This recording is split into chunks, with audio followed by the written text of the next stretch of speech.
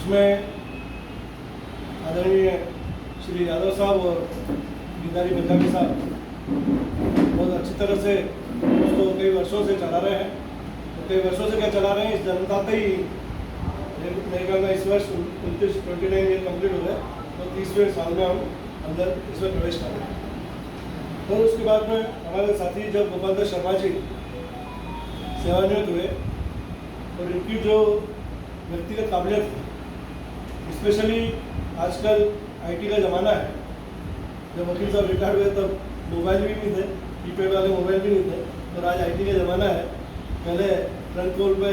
सूचना आती थी बोनस की, और हम लोग नोटिस बोर्ड पर लगाते थे, तो तब जाके लोगों को मालूम पड़ता था। और आजकल हमारे को बाद में मालूम पड़ता है, लोगों को पहले मोबाइल पर मालूम पड़ जाता है। तो इस आईटी के युग में साथी गोपाल शर्मा जी ने जिस तरह से हमारे रिटायर्ड साथियों की बातों को लेकर के और इस यूनियन के RREW विंग को एक तरह से इन्होंने आईटी से जोड़ने का जो काम किया है, उससे बहुत बड़ा लाभ मिला है। सबसे बड़ा लाभ कि हमारे साथियों को समय पर सूचना मिल जाए और उनको पूरी डिटेल मिल जाए, इसका बहुत अच्छा लाभ मिला है। इसके लिए मैं सबसे पहले तो साथी गोपाल शर्मा जी का बहुत बहुत आभार व्यक्त करता हूँ, प्रशंसा करता हूँ कि इन्होंने किस तरह से एक नए ज़माने को जनरली सेवानिवृत्त साथियों को जो सीनियर लोग हैं उनको जो बात सोचते थे इनको विचार है, लेकिन उन्होंने इसको नई पीढ़ी के साथ में, नए युग के साथ में जो जुड़ने का काम किया, बहुत प्रशंसनीय है। इसके अलावा भी वैसे हमारे वरिष्ठ साथी बहुत गंभीरता से सब कुछ डील करते भी हैं, लेकिन गोपाल जी भी जो पॉलिसी लेटर्स वगैरह हैं, हमारे रेलवे के जो व्यक्तिगत पत्र आता है, हमारे कर्मचारियों से संबंधित जो पॉलिसीज आती है, तो वो पॉलिसीज़ का इंटरप्रिटेशन हर अधिकारी, बड़े बड़े अधिकारी भी अलग अलग उसको इंटरप्रेट करने का काम करते हैं, अलग अलग उसको समझने का काम करते हैं, और उसको पॉजिटिवली किस तरह से इंटरप्रेट किया जाए, समझा जाए, और वो अपनी बात अपने प्रशासन तक पहुँचा करके वही नेगोशिएशन के माध्यम से यूनियन कर्मचारियों को पक्ष में डील करने का काम करता है, जो मुख्य हमारा काम होता है। तो ये ट्रेड यूनियन आंदोलन में जो बहुत लंबे काम करते हैं, जो सीधे लोग जैसे हमारे हैं, उन लोगों को तो इस बात की समझ आ जाती है, लेकिन जिन लोगों ने अपनी ड्यूटी करी हो, उनमें बहुत कम लोग होते हैं जो इतना डीप में जाने का काम करते हैं। लेकिन हमें इस बात की भी खुशी है कि साथी गोपाल जी जितने भी पॉलिसी लेटर्स आते हैं, और ये क्योंकि IT फ्रेंडली है, तो ये गूगल पे और तमाम POPT और फाइनेंस मिनिस्ट्री और जो जो हमारे कर्मचारियों से संबंधित मिनिस्ट्री विभाग है, उन सबसे जुड़े हुए हैं,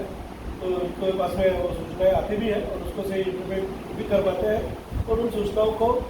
अपने सोशल मीडिया के माध्यम से अपने साथियों तक पहुँचाने का भी काम करते हैं। तो ये भी बहुत अच्छी बात है। अभी इन्होंने, इन्हीं की देन है कि ये एक मंथली मीटिंग शुरू कर दी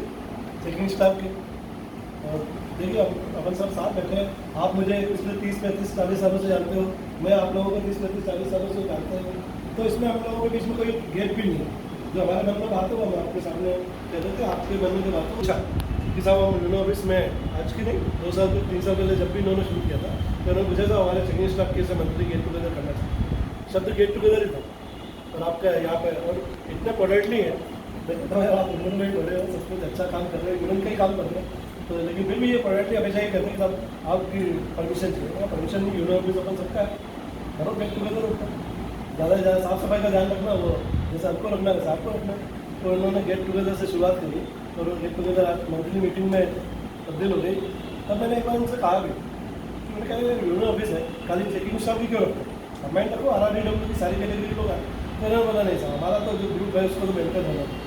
आप कहोगे तो वो दूसरी एक और कर लेंगे। तो ये भी बहुत अच्छी बात है, ठीक है। अपने हमारे यूनियन के नजरिए से कहा कि सबको सारे लोगों को साथ में, इन्होंने बोला नहीं, इससे हमारा एक फ्रेंड सर्कल भी डेवलप होता है, और हम इसको तो कंटिन्यू रखेंगे, आप कहोगे तो उसको और चालू करें। और वो चालू कर भी दी। यादव साहब ने, गिरधारी पंजाबी जी ने, गोपाल जी ने, आप सब ने मिल करके जिस तरह से आपका मंथली गेट टुगेदर मीटिंग की तरह होता है, एक दूसरे से बातचीत हो जाती है, बैठ करके एक दूसरे को अपन सुख दुख बांट लेते हैं, जानकारियाँ आदान प्रदान करते हैं, वैसे ही उन्होंने RREW की भी वर्किंग कमेटी मीटिंग के नाम से एवरी मंथ आप लोग भी मिलते हैं, बहुत अच्छा तरह से इन्होंने संचालन कर रखा है। और इससे मैं समझता हूँ कि ये अपना काम क्या है, यही सारी चीज़ें हैं कि हम लोग जो है एक दूसरे को साथ रह कर के जिसके सुख दुख में तकलीफ में काम आ जाए और अपन अपने बातें एक दूसरे से शेयर करते हैं। ये बहुत अच्छे नमूने से हमारी रिटायरमेंट कर रही है और ये हमारे RREW का नाम तो पूरे देश में अब तो बहुत सारे संगठन बन गए हैं, लेकिन आज से 29 साल 30 साल पहले जब शुरू हुआ था तब से लेकर आज तक शिव गोपाल मिश्रा जी, बाबुल पुरोहित जी जैसे वरिष्ठ जो हमारे शीर्ष लीडरशिप है, उन्होंने भी हमारे RREW की बहुत खुले दिल से प्रशंसा करने का काम किया है और ये बहुत एक अच्छा शुरुआत हुई है। इसमें मेरा तो यही निवेदन है कि आप लोग अपने सारे साथियों जुड़ने का काम करें, दोनों तरह से। जो दोनों आपके मंथली गेट टुगेदर चल रही है, मीटिंग्स चल रही है, आप अपने मीटिंग स्टाफ को भी ज़्यादा संख्या में जोड़ने का काम करें और दूसरे जो साथी हैं उनको भी RREW से जुड़ने का काम करेंगे। तो देखिए, अब मैं बताऊँ आपको, हम तो बहुत मैं कहूँ खुशनसीब लोग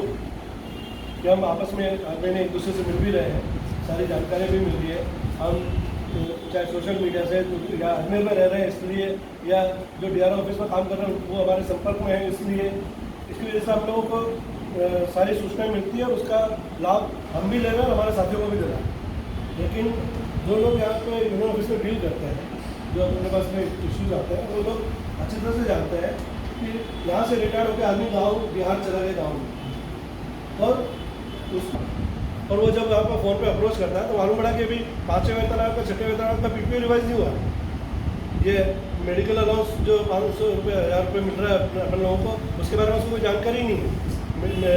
मेडिकल कार्ड ही नहीं बना साहब। अब मेरे को ये तकलीफ हो गई, कार्डियो की प्रॉब्लम हो गई, अब डॉक्टर बोल रहे कि 2.5 लाख रुपये लगेंगे, अब मेरा मेडिकल कार्ड बनाओ। 25 सालों में मेडिकल फैसिलिटी नहीं ले पाया।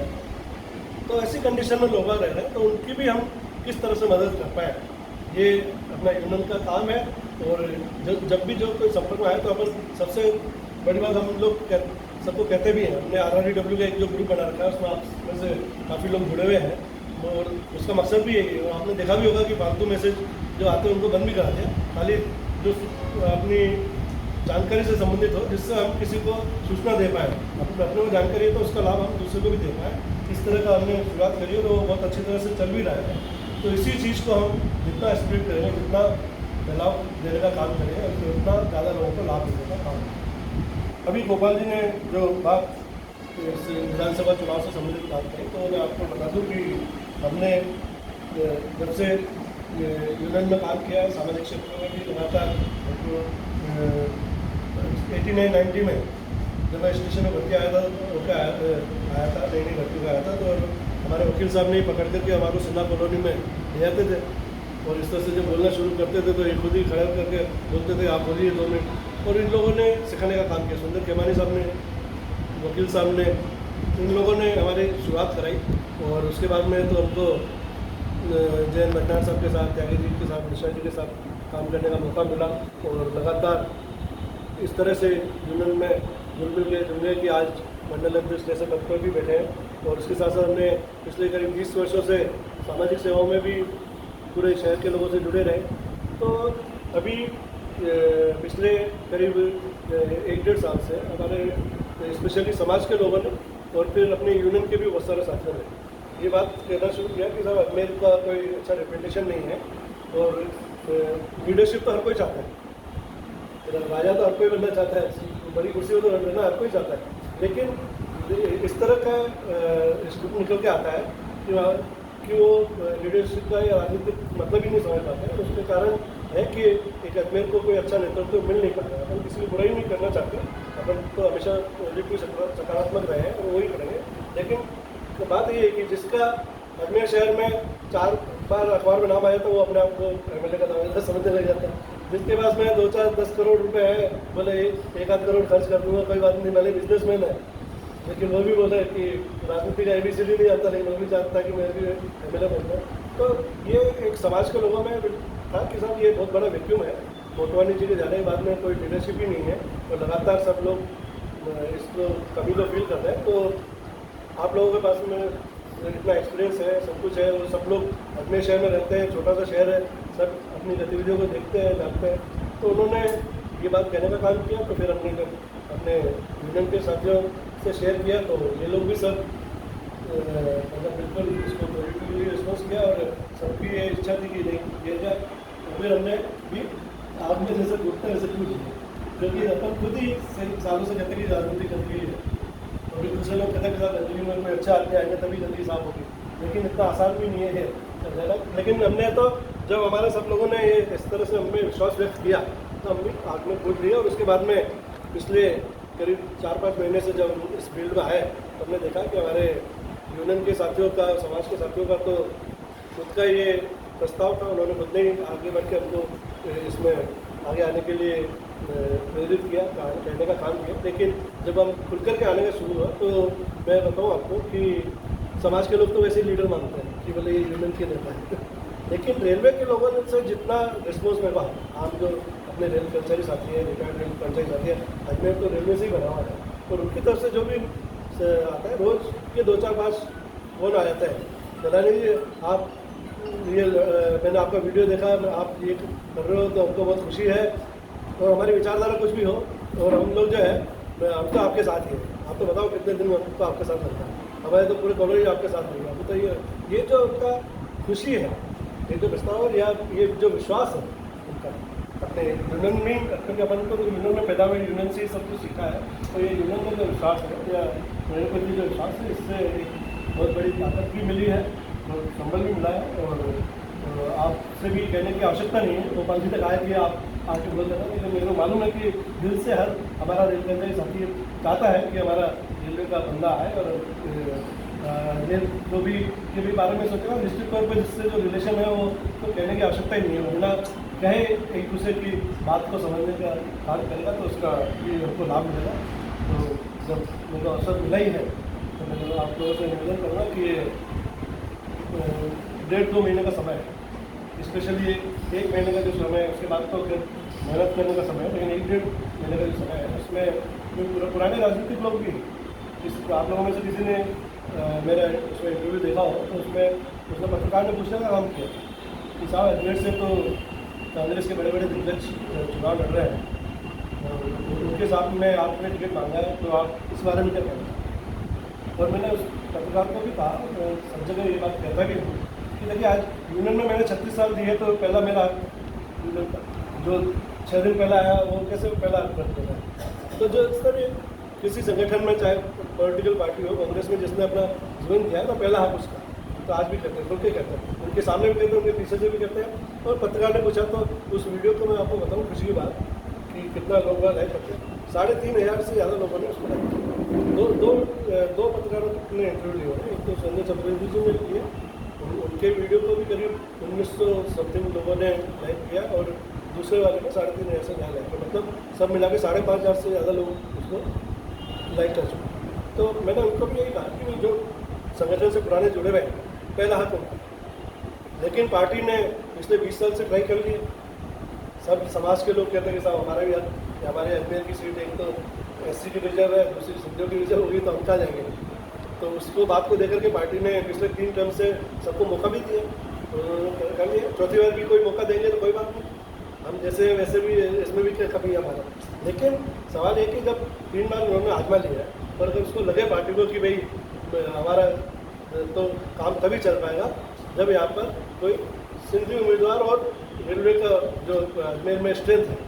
उसको अगर दोनों को जोड़ करके कर दिया जाए तो इस हिसाब से अपनी दावेदारी बहुत मजबूत बनती है। अजमेर में अपन रहते हैं, अजमेर में रेलवे को माइनस कर दो या नॉर्थ पर से सिंधियों को माइनस कर दो तो फिर बचता क्या है। हर घर ऐसा होगा जिसमें अभी कोई बच्चा रेलवे में नहीं है तो उसके पिताजी दादाजी कोई ना कोई जरूर रेलवे में होंगे, कोई ना कोई रेलवे में पेंशनर होगा। तो इतनी बड़ी तादाद में अपनी रेलवे की शक्ति है, तो मेरे कहा अगर ये ताकत अगर उसको पार्टी में नज़र आ जाएगी, अगर 20 साल से जो हार रहे लगातार उनको अगर ये महसूस होगा कि भाई हमको ये 20 साल का अकाल ख़त्म करना है, यहाँ पे कुछ हमको जीत हासिल करनी है, तो हमारे बारे में विचार करेंगे। तो निश्चित तौर पर फील्ड में ये इनका पॉलिटिकल एक कोई भी किसी भी बड़े लेकिन से बात करो, हमने सर्वे करवाया, सर्वे से जो रिपोर्ट आई उसके बारे में बताएंगे। तो हमने तो होगा, मैं कहा सर्वे खाली अखबारों में बड़े बड़े नेताओं से मत कराना, ज़मीन पर जो लोग मतदाता है, वोटर है, घर घर में उनसे करवा लेना, हम गारंटी देते हैं कि ये जितने भी आपके पुराने नेता है उससे बेहतर सर्वे हमारा ही आएगा, इस बात की गारंटी है। और इस बात को बच्चा एक्सेप्ट भी किया है, इस बात को उन्होंने फील भी किया है कि यस, हमको अगर जीतना है 20 साल का ये जो अकाल पड़ा इसको खत्म करना है तो हमको कुछ ना कुछ सोचना पड़ेगा। तो बहुत सकारात्मक चल रहा है, इसको और अच्छा माहौल बनाने के लिए कभी कभी ज़रूरत पड़ जाती अपने जो समर्थकों की भीड़ दिखाने की, तो वो अभी 15 दिन 1 महीना जरूरत पड़ेगी। तो हम आपसे निवेदन करें तो उसमें आप थोड़ा समय देने का काम करें अपने स्वास्थ्य के लिए। मैं तो सभी अपने निरारी पंजाबी जी से लेके और जो हमारे गोपाल जी जैसे जवान हैं जो 90 साल से लेके जो जवान है उन सबके सबको बोलता हूँ कि जो भी अपने रिटायर्ड साथी अपना अगर स्वास्थ्य अलाउ कर रहा है, ऐसा नहीं कि जब अपने को यूनियन का कॉल हुआ है तो अपने तकलीफ पा करके और स्वास्थ्य अलाउ नहीं कर रहा, फिर अपन कोई पोते के साथ होटल में आ रहे हैं अपने को तकलीफ दे रहे हैं, तो ऐसा नहीं करें। अपना स्वास्थ्य अलाउ हो रहा है, समय है, तो फिर आप जरूर जब भी कोई ज़रूरत पड़े तो थोड़ा समय अवश्य दें अपने साथियों से। एक सबसे बड़ी जो इसमें जो इलेक्शन होता है, अभी आपने देखा जयपुर बैंक के इलेक्शन कितने टफ इलेक्शन होते हैं, उसमें भी अपन यूनियन 2 सीट जीती है। और जो अजमेर, जयपुर, कोटा मंडल तीनों जगह जो टोटल 15 थी, 15 में से अपन ने 7 सीटें जीती है और अपना बोर्ड बना है। तो देखिए 7 सीटें यूनियन की है, 2 उसमें एक SC/ST की है, एक OBC की है, बाकी दूसरे संगठन की तो 3 ही है। लेकिन अपन ने जो है यूनियन ने अजमेर में भी जीता और पूरे बैंक में भी अपना बोर्ड बनाया। तो इलेक्शन जो चीज़ है वो असलियत ये है कि सबसे ज़्यादा आदमी को वोट मिलता है माउथ पब्लिसिटी। लोग भले कितना बहुत बड़ा भाषण करवा दो, बहुत बड़े नेताजी को बुला दो राष्ट्रीय स्तर पे और 5,000 की गैदरिंग करवा दो, है ना, जो चुनाव में जो बांटते हैं लोग बाग खाना पीना वो सब बनवा दो, उससे आपको 2-4%, 5% वोट मिल जाएंगे। लेकिन 95% वोट जो मिलेंगे वो आपको माउथ पब्लिसिटी से मिलेंगे कि आपने अपनी जगह, अपने मोहल्ले में, अपने दोस्तों के बीच में मोहन चलाने की क्या तारीफ करी, जो मोहन चलाने में नहीं जानते होंगे तो वो आदमी पक्का समझ जाएगा कि यार क्योंकि बालाजी ने बोला ये इस बात में कोई दम। अभी इस जयपुर बैंक के चुनाव में एक जो लॉटरी निकाली गई है, रिजर्वेशन की लॉटरी जो निकालते हैं SC/ST और महिला की, तो इस बार अजमेर में महिला का सीट मिली। तो 3 पदों में 2 जनरल की थी और 1 महिला की थी। और महिला में जयपुर बैंक का तो आप जानते हो, जयपुर बैंक में पुरुष जाने से ही हो रहा था, तो महिला कौन डायरेक्टरशिप करेगी, कोई तैयार ही नहीं होती थी आने के लिए। और हमने हमारे इलेक्ट्रिक में भावना वर्मा जो बच्ची है उसको ज़बरदस्ती बोला कि नहीं आप चुनाव, तो उसने हिम्मत करी चुनाव लड़ने की। जितना दूसरों ने खर्चा किया उसका 10% खर्चा किया। मतलब महिला से क्या मतलब तुम्हारा खाना पीना जो करते रहो ऐसा करते हो, महिला तो महिला की तरह से रहेगी। हम अपनी यूनियन की गरिमा और इस महिला की गरिमा से कोई समझौता नहीं करेंगे। और दूसरों से वैसे ही बता रहा हूँ आपको, बिल्कुल बल्कि अगर अपन सब आप लोग खुद अजमेर में रहते हो, सबको जानकारी होगी 10% से ज़्यादा खर्चा नहीं किया बच्ची ने। ला भी जाती थी लेकिन उसका जो स्वभाव का जो सरलता थी, उसकी जो माउथ पब्लिसिटी थी, जो लोगों ने एक के मन में कहा रहे हैं मामूली ये तो बच्ची है इतनी सरल, उसके सामने की प्रत्याशी से जब लोगों ने तुलना किया तो वो बच्ची 1943 वोट सबसे हाईएस्ट वोट थे। तभी 9 कैंडिडेट थे ऐसे, 8 कैंडिडेट, 3 यूनियन के थे, 3 मजदूर संघ से थे और 2 OBC के थे। 8 कैंडिडेट में और जो पुराने दिग्गज जो जिनको 10-10 साल का डायरेक्टरशिप करते हुए हो गए, जिन्होंने 25-25 लाख रुपये खर्च कर दिए इस चुनाव में, उसके बावजूद भी हमारी ये बच्ची भावना वर्मा उस सरलता की वजह से, उस माउथ पब्लिसिटी की वजह से नंबर 1 पे सबसे ज़्यादा वोट लेके आई। और जो उसके सामने थी UPR में से विनोद कुमारी हमारे गैरेज कारखाने में काम करती है, उसको वो जो थी उसको मिले 920-25 वोट और उसको मिले 1943 वोट, 1000 से ज़्यादा वोट, डबल से भी ज़्यादा वोट उसको मिले। तो ये जो असली जो चुनाव है ना, 5%, 10% वोट आप लोगों को जो है मतलब बहुत ज़्यादा वो तड़क भड़क दिखा करके ले सकते हो, लेकिन 95% लोग जो है ना वो तो आज भी अंदर से साफ सुथरे मन के हैं, सच्चाई को लेके चलते हैं, वो सरलता में विश्वास करते हैं। तो अपन अगर जो माउथ पब्लिसिटी करेंगे तो उसका भी बहुत बड़ा लाभ मिलता है। तो मैं सोचता हूँ मैं ज़्यादा राजनीतिक भाषण दे रहा हूँ तो वो उसको अपन चल रही है सब लोग, इसलिए ज़्यादा कुछ कहने की आवश्यकता नहीं है। मेरा तो निवेदन है कि जो एक प्रयास किया है हमने उसमें आप लोगों का प्यार और सहयोग हमेशा मिलता रहा है। इस बार भी आपका प्यार और सहयोग मिले और हम लोग इस कार्य को